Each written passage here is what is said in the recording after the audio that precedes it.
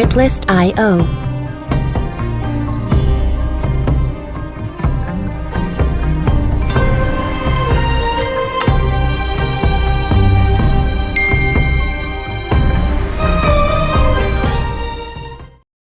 Assalamu alaikum students, welcome back to my YouTube channel AWF. My name is Fazal and today I am going to teach you present perfect tense. So let's get started. First of all, I would like to talk about its usage. Where do we use present perfect tense? So present perfect tense indicates an action that has been completed sometime before the present moment with a result that affects the present situation. यानी present perfect tense को हम ऐसे actions के लिए इस्तेमाल करते हैं जो प्रेजेंट टाइम से थोड़ी देर पहले ख़त्म हुई हो और प्रेजेंट सिचुएशन पर उसके असरात भी हो. In other words you can say that present perfect tense को हम रिसेंटली कंप्लीटेड एक्शन के लिए इस्तेमाल करते हैं. एक यूजेज हो गई. दूसरा यूजेज ये है कि इसको हम पास्ट एक्सपीरियंसेस के लिए भी हम इस्तेमाल करते हैं. इंशाल्लाह मिसाल में आप देखोगे. Second thing is that let's talk about its structure. तो स्ट्रक्चर को समझने से पहले आप ये बात जहन में रखो कि हमारे पास यहाँ पर दो हेल्पिंग वर्ब्स हैं, एक हैव है और एक हैज़ है. हैज़ का इस्तेमाल हम ही शी इट और सिंगुलर नाउन्स के साथ करते हैं, जबकि हैव जो है इसके अलावा जो हमारे पास सब्जेक्ट्स हैं उनके साथ हम हैव का इस्तेमाल करते हैं. यानी वी, यू, दे और आई, इसके साथ साथ प्लूरल नाउन्स इसके साथ हम हैव का इस्तेमाल करते हैं. सो स्ट्रक्चर किस तरह होगा पॉजिटिव सेंटेंसेस का? पॉजिटिव सेंटेंस का स्ट्रक्चर इस तरह होगा. सबसे पहले हम सब्जेक्ट का इस्तेमाल करेंगे, फिर उसके बाद हेल्पिंग वर्ब का इस्तेमाल करेंगे, फिर उसके बाद वर्ब का थर्ड फॉर्म इस्तेमाल होगा, फिर ऑब्जेक्ट इस्तेमाल होगा. एग्जांपल के थ्रू देखते हैं. जैसे I have seen that film before, कि उस फिल्म को मैं पहले देख चुका हूँ. तो असल में ये एक्सपीरियंस, पास्ट एक्सपीरियंस की बात हो रही है इस टेंस में. जैसे मैंने आपको बताया कि पास्ट एक्सपीरियंसेस के लिए भी हम इस टेंस को इस्तेमाल करते हैं.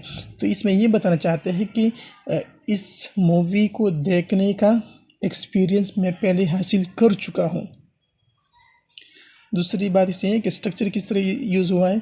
तो सबसे पहले हमने सब्जेक्ट इस्तेमाल किया जो आई है हमारे पास. इस बार मैंने हेल्पिंग वर्ब हैव का इस्तेमाल किया क्योंकि आई के साथ हम हैव का इस्तेमाल करते हैं. इसके बाद वर्ब का थर्ड फॉर्म इस्तेमाल होता है जो मैंने सीन लगा दिया, जो सी का थर्ड फॉर्म है. उसके बाद हमने ऑब्जेक्ट इस्तेमाल की है. Second example, he has written 3 books. उसने 3 किताबें लिख चुके हैं. वो 3 किताबें वो लिख चुके हैं. तो ये भी पास्ट एक्सपीरियंसेस है. पास्ट एक्सपीरियंस की बात हो रही है कि वो 3 किताबों को लिखने का एक्सपीरियंस हासिल कर चुके हैं. या इसको हम रिसेंटली कंप्लीट एक्शन के लिए भी हम इस्तेमाल करते हैं कि बस उसने अभी फारिग हो गया और उसने 3 किताबें लिख डाली. तो यहाँ पर अगर हम स्ट्रक्चर को देखें तो सबसे पहले हमने ही सब्जेक्ट इस्तेमाल किया, इसके बाद हमने हेल्पिंग वर्ब हैज़ का इस्तेमाल किया क्योंकि ही के साथ हैज़ इस्तेमाल होता है. इसके बाद वर्ब का थर्ड फॉर्म इस्तेमाल हुआ है. फिर उसके बाद हमने ऑब्जेक्ट इस्तेमाल किया है 3 books. The third one example, I have completed my project. मैं अपना प्रोजेक्ट कंप्लीट कर चुका हूँ. ये रिसेंटली कंप्लीटेड एक्शन है जो रिसेंटली कंप्लीट हुआ है. इसमें भी सबसे पहले हमने आई का इस्तेमाल किया जो हमारे पास सब्जेक्ट है. उस आई के साथ चूँकि हेल्पिंग वर्ब हैव आता है तो हमने हैव का यूज़ किया. उसके बाद वर्ब का थर्ड फॉर्म कंप्लीटेड. इसके बाद my project is an object. अब नेगेटिव सेंटेंसेस की बात करते हैं. नेगेटिव सेंटेंसेस का स्ट्रक्चर क्या होगा? तो नेगेटिव सेंटेंसेस में सबसे पहले हम सब्जेक्ट इस्तेमाल करेंगे, फिर उसके बाद हेल्पिंग वर्ब का इस्तेमाल करेंगे हैव और हैज़. इसके बाद हम नॉट लगाएंगे क्योंकि नेगेटिव सेंटेंस में हम नॉट लगाते हैं हेल्पिंग वर्ब के बाद और मेन वर्ब से पहले. इसके बाद मेन वर्ब लगाएंगे थर्ड फॉर्म और इसके बाद ऑब्जेक्ट इस्तेमाल करेंगे. एग्जांपल के थ्रू देखते हैं. I haven't gone to Islamabad. मैं इस्लामाबाद नहीं गया हूँ. एक्सपीरियंस की बात हो रही है. ये एक्सपीरियंस मुझे हासिल नहीं है पूरी ज़िंदगी में. तो सबसे पहले हमने सब्जेक्ट इस्तेमाल किया आई, उसके बाद आई के साथ चूँकि हम हैव लगाते हैं तो मैंने हेल्पिंग वर्ब भी इस्तेमाल किया। उसके बाद नॉट, क्योंकि नेगेटिव सेंटेंस है तो उसके बाद मैंने नॉट लगाया।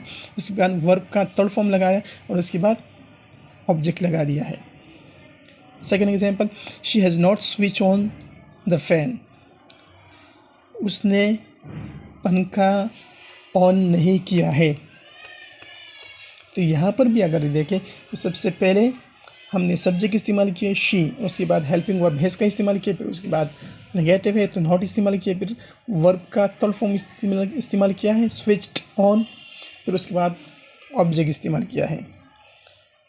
Third one example, they have not worn mask, वो लोग मास्क नहीं पहन चुके हैं। तो सबसे पहले यहाँ पर हमने दे का इस्तेमाल किया, जो हमारे पास सब्जेक्ट, उसके साथ हमने हैव का इस्तेमाल किया क्योंकि दे के साथ हैव आता है। हेल्पिंग वर्ब हमने हैव लगा दिया है। उसके बाद हमने नॉट लगा दी क्योंकि नेगेटिव सेंटेंसेस है। और उसके बाद third form of the verb wear का थर्ड फॉर्म है वॉन, और उसके बाद हमने ऑब्जेक्ट इस्तेमाल किया है। इंटरोगेटिव सेंटेंसेस की बात करें तो इंटरोगेटिव सेंटेंस में सबसे पहले हम हेल्पिंग वर्ब इस्तेमाल करते हैं, उसके बाद हम सब्जेक्ट इस्तेमाल करेंगे, उसके बाद वर्ब का थर्ड फॉर्म इस्तेमाल करेंगे और उसके बाद हम ऑब्जेक्ट इस्तेमाल करेंगे। Example, have you finish your work, क्या आप अपना काम ख़त्म कर चुके हो। तो सबसे पहले हमारे पास हेल्पिंग वर्ब हैव है। हैव क्यों लगा दिया, क्योंकि हमारे पास सब्जेक्ट यू आ रहा है। यू जब सब्जेक्ट उसके साथ हम हैव का इस्तेमाल करते हैं। फिर उसके बाद हमने वर्ब का थर्ड फॉर्म इस्तेमाल किया है, फिर अब आगे object. Second example, has the baby slept, क्या बच्चा सो चुका है। तो यहाँ पर सबसे पहले हमने सब्जेक्ट इस्तेमाल किया है, हेल्पिंग वर्ब इस्तेमाल किया है has.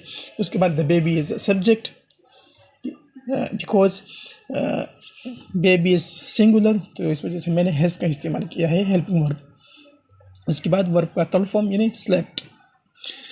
Last example, have you read today's newspaper, क्या आप आज का न्यूज़पेपर पढ़ चुके हो।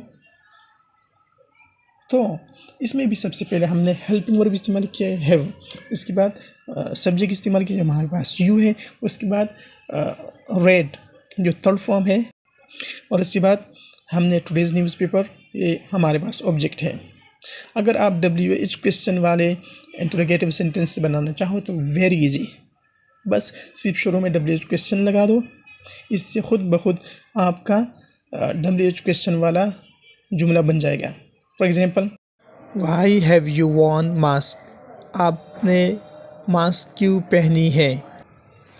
Second example, why have you slept early, आप इतनी जल्दी क्यों सो चुके हो। Why have you picked up my phone. तो ये 3 सेंटेंसेस है।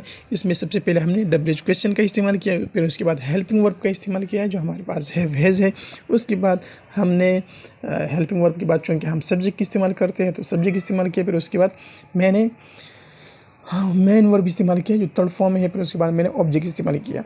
तो ये था प्रेजेंट परफेक्ट टेंस। उम्मीद है कि आपको समझ में आ गया होगा। अगर आप मज़ीद सीखना चाहते हो तो keep watching my videos and keep learning. Good bye.